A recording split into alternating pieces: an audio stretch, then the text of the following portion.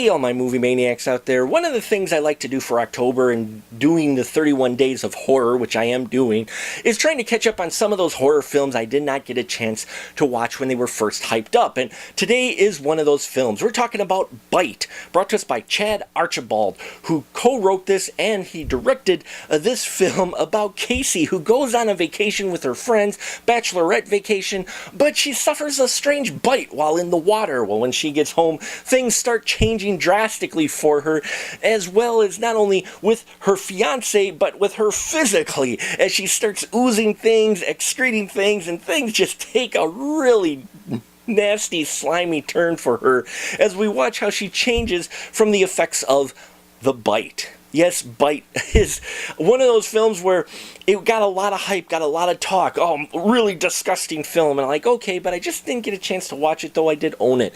So I finally sat down, and let me tell you, once I got through that first act, that first 20 minutes, 25 minutes, I loved where this film went, but it was rough getting through it. So I'm going to tell you right now, that first act, a little bit found footage thing going on and whatnot, is a little bit of slow. I'm like, okay, this is what, we're doing, but then they pull the trigger on things, and things get slimy and messy and grody, and props to Elma Begovic, who plays Casey.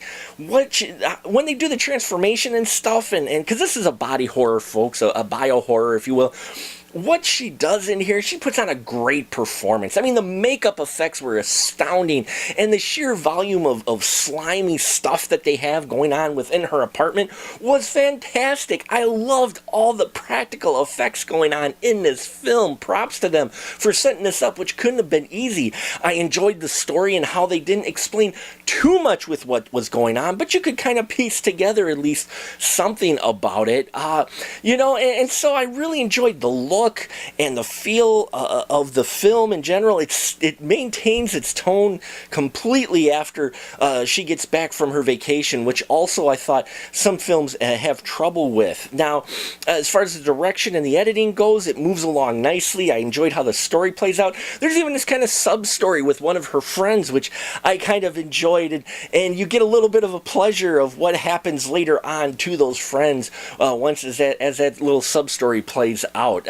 Everybody else did well in here too, but really it's Elma's performance that really helps cement this film, and it just goes off the rails to something that really is a bit difficult to describe, but I will say I didn't think it was the most disgusting film you've seen, but I will tell you that it is extraordinarily slimy and will probably make you want to watch it, take a shower after you watch this film. So check out Bite. I approve. Put it on your list for watching this month while you're doing your 31 days of horror. Get past that first part. You're going to have a lot of fun. And that'll about do it for us here on The Final Cut. Thank you so much for listening and watching. Please subscribe if you haven't already. I appreciate your support. And until next time, remember, keep that ticket stub.